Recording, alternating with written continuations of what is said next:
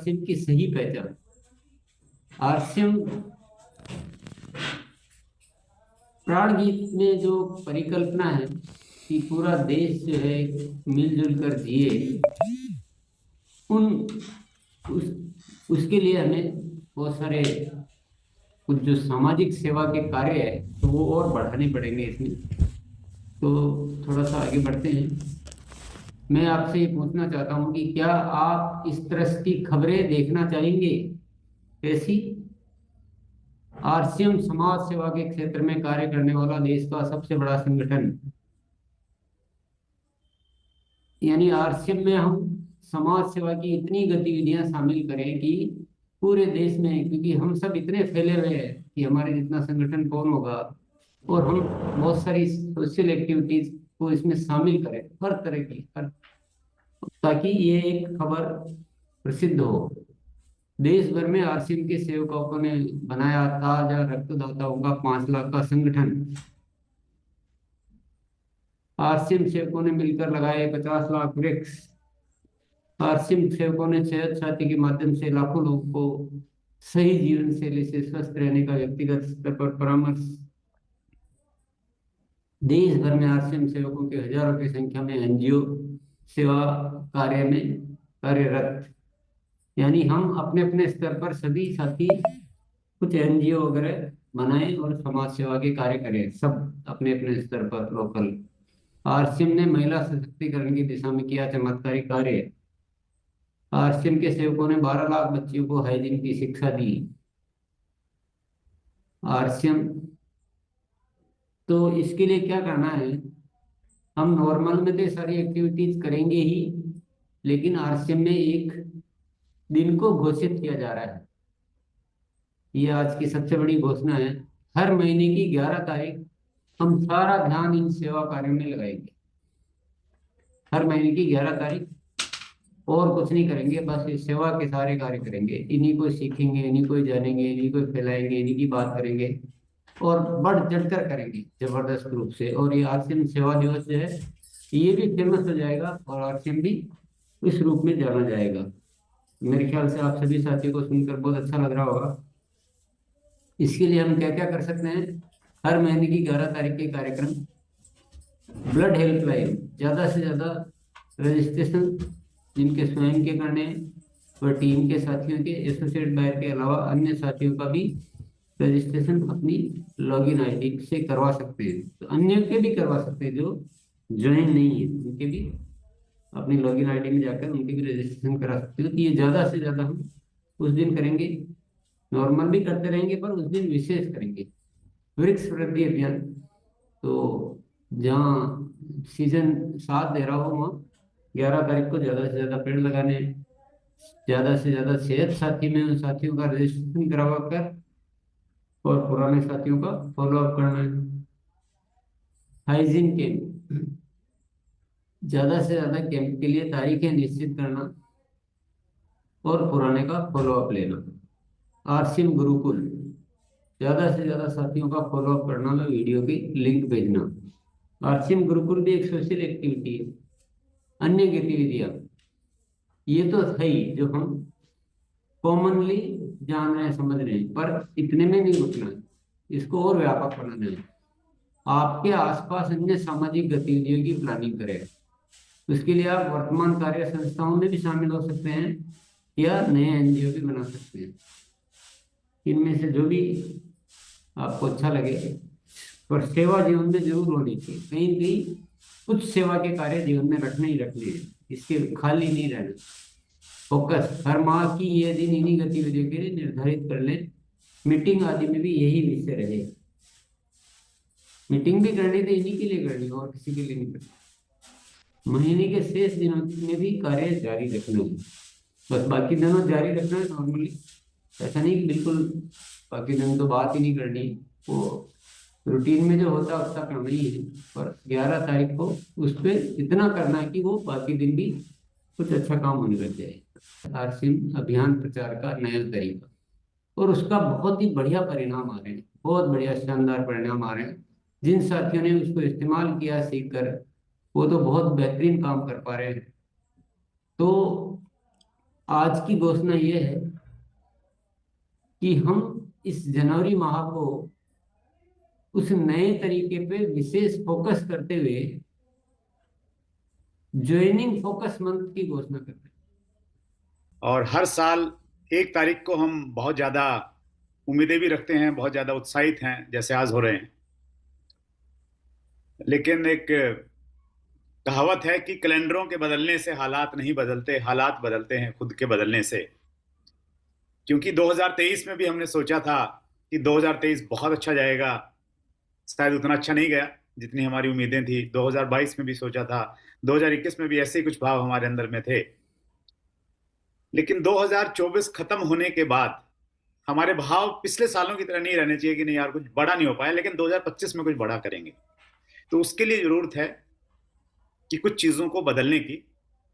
और सबसे बड़ी बदलाव की बात सर ने आज कही कि आरसीएम की सही पहचान, आरसीएम की नई पहचान ही आरसीएम की सही पहचान है। तो बदलाव की शुरुआत वहां से हो गई है। बीसी सर हमें एक चीज सिखाते आए हैं कि which you will focus that will enlarge.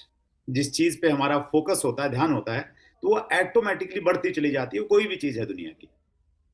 तो फोकस के लिए भी हमें सब्जेक्ट मिल गया है कि इस महीने विशेष तौर से हम ज्वाइनिंग पे बहुत ज्यादा फोकस करेंगे, अपने परिवार को और ज्यादा बढ़ाएंगे।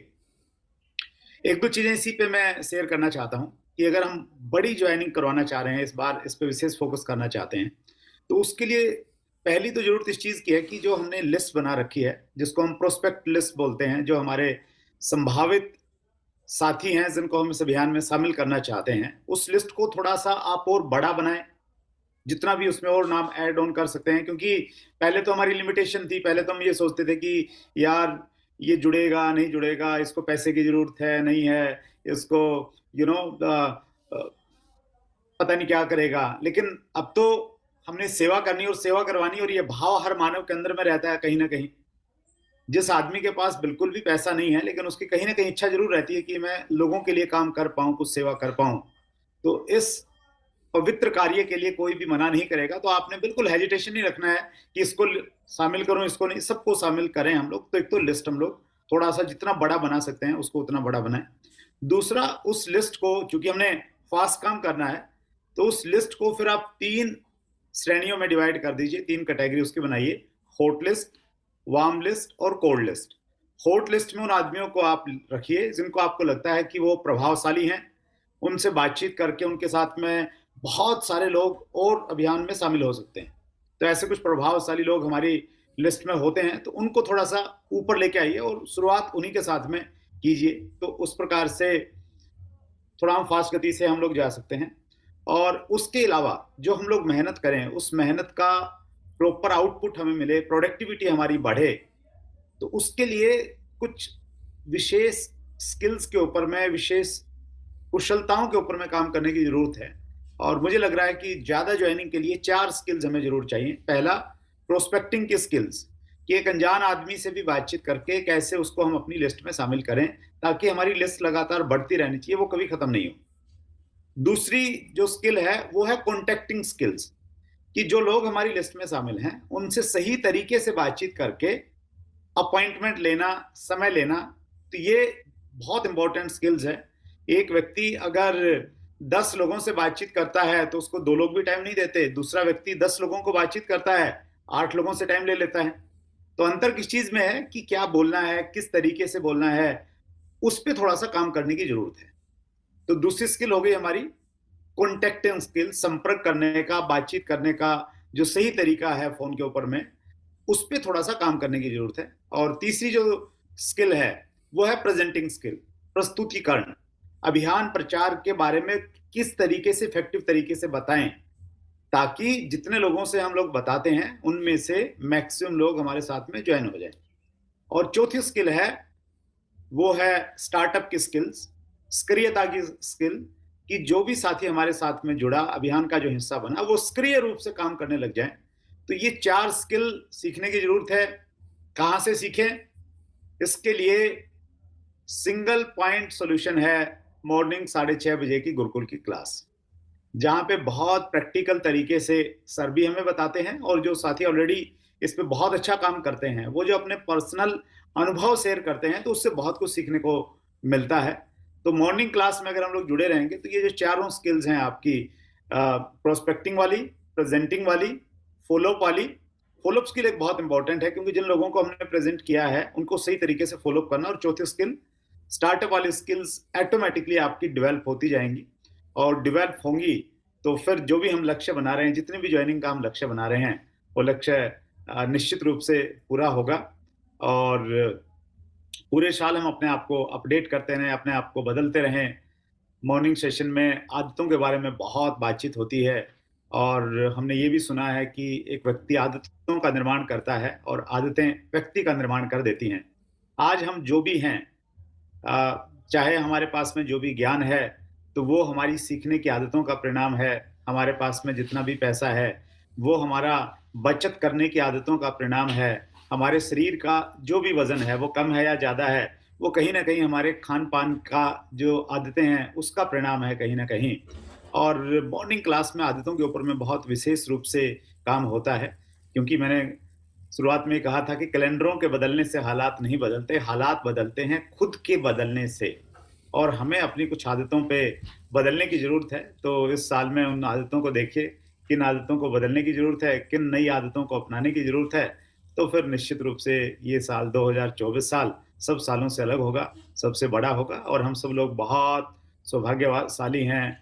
परमात्मा का लाख लाख शुक्र है कि उन्होंने आदरणीय टीसी छाबड़ा सर के रूप में हमें एक ऐसे गार्जियन दिए हैं जो हमारी हर प्रकार की प्रगति के लिए हमारे लिए रास्ते निकालते हैं, पूरी तरह से समर्पित हैं। उनके समर्पण को देख के, उनके काम को देख के हम सब लोगों को प्रेरणा मिलती है, और इसी प्रकार से हम लेते रहेंगे और आगे बढ़ते रहेंगे। और आरसीएम प्राण गीत के जो विचार हैं, जिस रूप में टीसी सर पूरे हिंदुस्तान को देखना चाहते हैं, खुशहाल यहाँ पर हर जन हो, सुख शांति से पूर्ण जीवन हो, सब इस सपने को पूरा करेंगे मिलके। बहुत बहुत धन्यवाद। Thank you. बहुत बहुत शुक्रिया सभी को। सुरेंद्र वत्स सर ने हमें बहुत कुछ कह दिया इशारे में, मतलब थोड़े में ही बहुत कुछ दे दिया है। और उस बात को थोड़ा सा भी पकड़ेंगे तो हम जो भी कर रहे हैं, जो भी सोच रहे हैं, वो कई गुना परिवर्तित हो सकता है। और मैं भी वादा करता हूँ कि मैं कल से इस विषय को और कैसे हम श्रेष्ठ कर सकते हैं, इसकी पूरी तैयारी करके आपके बीच उपस्थित होऊंगा, और इसी विषय को अच्छी तरह से सीखेंगे। और आप भी थोड़ा सा इस 2024 में हम सब अपनी ओनरशिप में, अपनी मालकियत में, कि मुझे दिखाना है, मैं खुद दिखाऊंगा, मैं कुछ ऐसा विचित्र करूंगा जो पूरे हिंदुस्तान में जिक्र करने के लायक हो, ऐसा एक ख्याल लाकर, और उसके अकॉर्डिंग प्लानिंग, फिर उसकी क्या क्या जरूरतें होती है, उसके अकॉर्डिंग क्या सीखना है, क्या अभ्यास करना है, कैसे साथियों को साथ में लेना है, वो सब करके। और जब कोई विषय लिया गया है ना, तो हमको सबको उस विषय पे एक थोड़ा सा क्या बोलेंगे, दिमाग में वो तो लाना पड़ेगा कि जो एक ईज होती है ना दिमाग में, जो आसानी जो होती है, उसको हटाना पड़ेगा, और एक थोड़ा सा अपने को उस कठिनाई में डालना पड़ेगा कि हम इतना बड़ा टारगेट को करना है। तो जब कठिनाई में डालते हैं ना, तो फिर चीजें आसान होने लगती है। एक खिलाड़ी क्या करता है, खिलाड़ी जब हार्ड प्रैक्टिस करता है तो वो जीतने की ओर बढ़ता है। तो हम भी थोड़ा सा अगर इजी रहेंगे, सामान्य रहेंगे, तो हमारा विकास नहीं होगा। लेकिन हम अगर थोड़ा सा अपने ऊपर वजन डालेंगे कि नहीं, इसके लिए जो करना है, उन चीजों के प्रति मैं गंभीर हो जाता हूँ।